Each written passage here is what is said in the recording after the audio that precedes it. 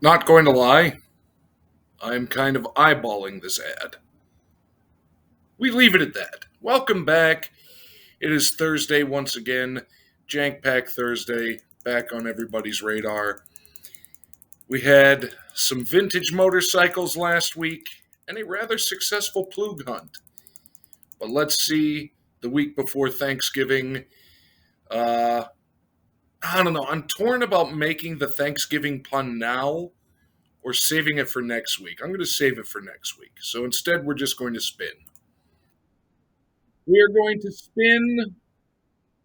We're going to look at the Frito-Lay Fiery Mixed Variety Pack. Pack of something. But knowing that price is probably a pack of six, which is just unfortunate. But what is not unfortunate is what is wait, where's it going to land? Oh, some fantasy art. I've been looking forward to this. I believe Julie Farnham mentioned that she has opened this stuff before. I haven't seen it. This came from a friend of mine. Anything with an asterisk, it came from the same girl who got us the Craftsman pack. So this is going to be fun. William Stout's Lost World. So we'll see you over at the table in a few minutes. All right, here we are over at the table, digging into the box o' jank for the William Stout Lost Worlds. No idea what the pack looks like. So I shouldn't probably put them back in the box just in case I have to go back into said box. But you'd think after 8... Oh, there we go. Perfect. There's the bright yellow. Oop, starting to split open, but we're okay. But you would think after... Because this is episode 81... that I would have learned how to do this by now. But then we'd all be wrong. And a random thought occurred. It's been probably 40 plus episodes since old Jank Cutler has been here. It was part of a gift from Cole's Comic Claims. And thinking about the random soccer card that I got the other day, that I still haven't figured out what it is, I still have no idea what that is. Which is precisely why Jank Cutler will remain a permanent mascot. Now, William Stout, Lost World Collector Cards by Comic Images. Not Image Comics. Look for special chromium trademarked cards. How can you trademark an element name? 10 packs per card. And you thought dinosaurs were extinct. I'm fairly sure that the land krakens took care of them. Bring the Tyrannosaurus Rex to life again in this giant cloison? I don't know what that word is, actually. I forgot why we were looking at this. Oh, we're trying to find a year. Well, let's get into it and we'll see. We learned a new word. Cloison, perhaps. But into the pack, we've got 10 cards of some glorious Lost Worlds, so going to be an assumption of some sort of upside down, I think. Wow. Major Exhibition, William Stout. That's looks like a Triceratops skull with extra horns. Oh, here we go. Lost Worlds. Oh, this is the title card. Prehistoric World. This 1977 exhibition poster to William Stout's first one-man show was drawn and designed in the style of the Fillmore Dance Concert posters of the 60s. I will have to... The art style does look kind of vaguely familiar, but that is a beauty and a good one to start off with. All right, well, it's not going to be all dinosaurs, looks like. Arnold the Barbarian. William Stout has worked on 4 pictures with Arnold Schwarzenegger: Conan the Barbarian, Conan the Destroyer, Red Sonja, and Predator. I don't think I've seen Red Sonja. Does Arnold sign TTMs? We're going to find out in the future, that's for sure. What are you, fella? I don't know what you are, but the art is really, really nice. Fires on the floodplain. Okay, this is small. Lystrosaurus was an herbivorous mammal-like reptile that thrived during the lower Triassic, circa 245 million years ago. In Stout's 1989 painting, Lystrosaurus gazes down from the safety of a small rise upon a distant forest fire burning just beyond the braided stream floodplain basin. The discovery of the presence of a species of it has to be Lystrosaurus in Antarctica, previously known from South Africa, was of extraordinary paleontological importance, providing major evidence for the ancient continent of Gondwanaland? That's one I'm not familiar with. And subsequent continental drift. Fascinating.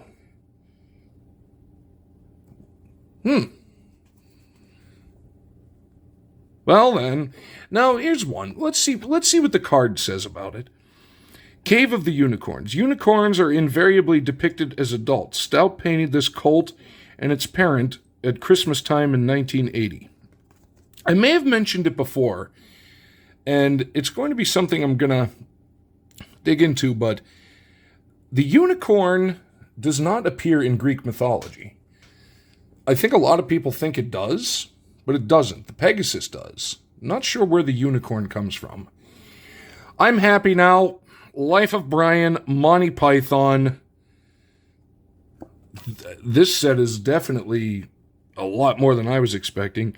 Monty Python's Life of Brian. Hilarious movie if you've never seen it. If you've never seen Monty Python, do so.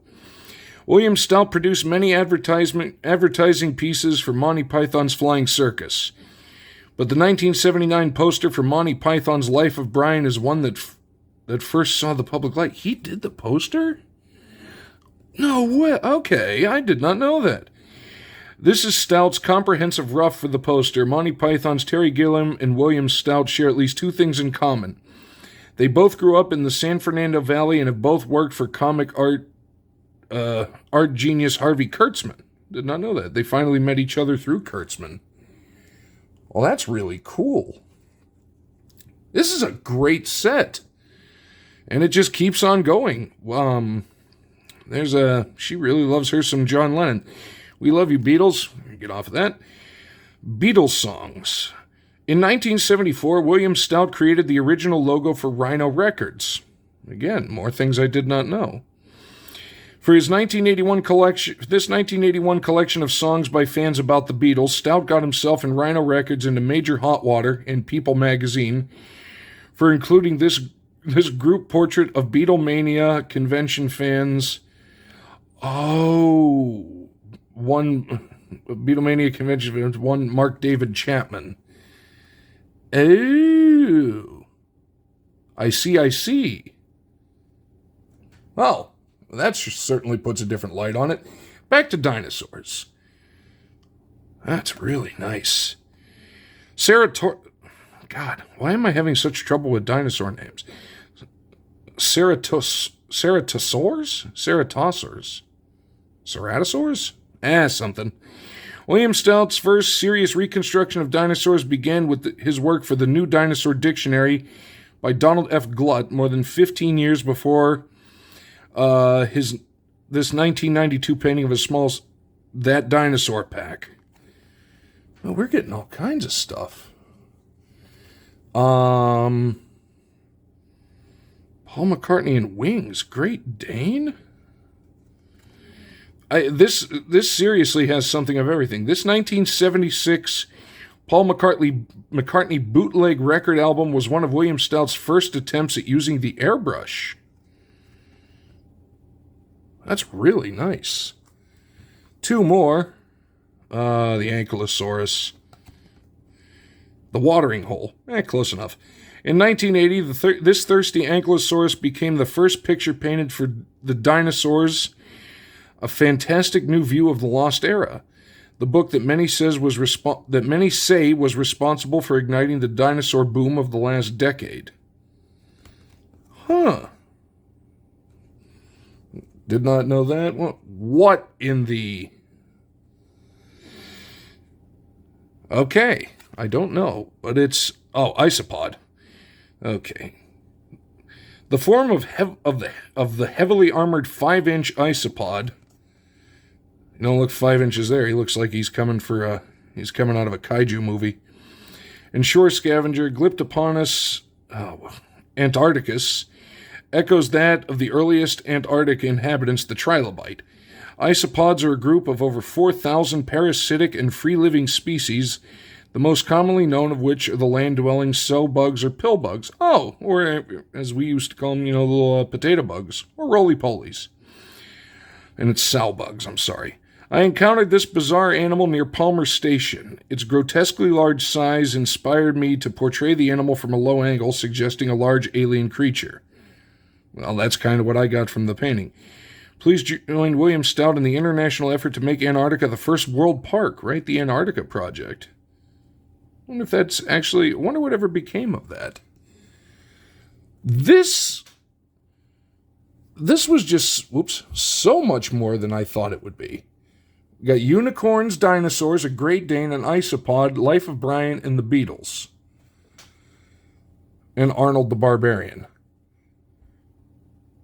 That was awesome.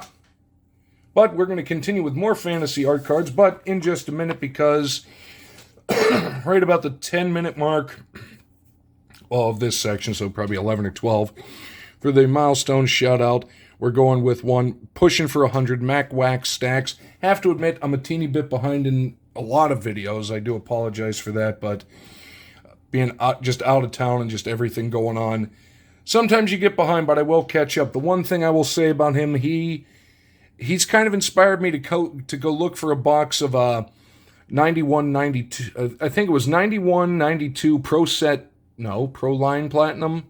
The hockey set with the celebrity captains. I have a couple of Mr. Rogers one, a Larry King one. I sent off the Jim Belushi one, got it signed by him, and the one that Mac is trying to rip for is ripping for Ralph, the Ralph Macchio one. I did have one of them. I did send it out, and I have not heard back yet. But the celebrity captains, I think, are awesome, and just always a good time to watch.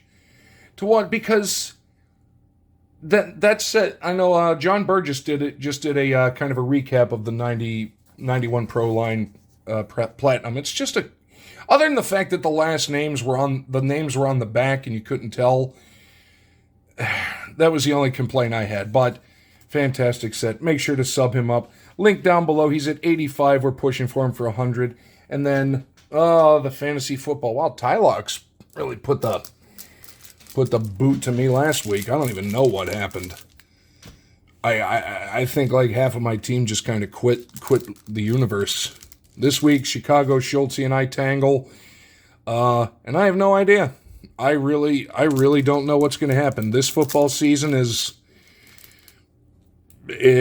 up is down, left is right, and Ken Dorsey unfortunately had to get pushed onto that sword for what happened Monday night.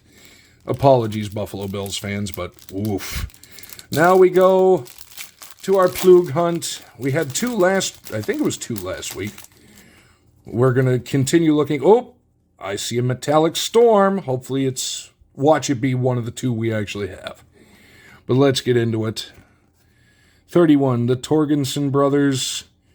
We do not need them, but we will always admire the fantasy artwork. Today's been a really good fantasy artwork day. The Lioness. No, bad Zach. We got the Wraith. The Wraith is really cool looking. I like the armor. I like the helm, actually. We've got King Kong versus... a sort of Godzilla, the Dinosaur Guide, we do not need. This one, the title card, you can kind of see it off here. That's the stack of the complete set I'm working on. Behind the tape is the doubles. So we got Werewolf versus Frankenstein. What the? Have I seen you before? Man Prince. I have, but I don't remember you. Oh, you're creepy and I don't like you. This one I've seen before. The Hill Hog. Yep. This one I've seen before because it gave me It was Nightmare Fuel. The Deceiver. He deceives you into thinking that you're going to sleep tonight. You're not going to sleep tonight, are you? Nope. We got Peter Pan. Yeah. And our Metallic Storm. Nope, we do not have this one, and it is beautiful looking. And this one is number 3, The Princess and the Genie. You know what? Always a good day. I thought these would be a lot harder to find, knock on wood. Don't jinx it, Zach, but we're continuing on. Another Metallic Storm off the list. That leaves us 2 of them, and 1, 2, 3, 4, 5, 6, 7 more for the base set. Let's see if we can do it. That's going to be awesome. So on to the stack of doubles you go. Once more, shout out Mac Wax Stacks and Chicago Schultze. Links to everybody down below. Thank you for stopping by. Hopefully you enjoyed it. We will see you next week, because next week I'm actually finally going to remember to do it. Next week is Janksgiving. We will see you then.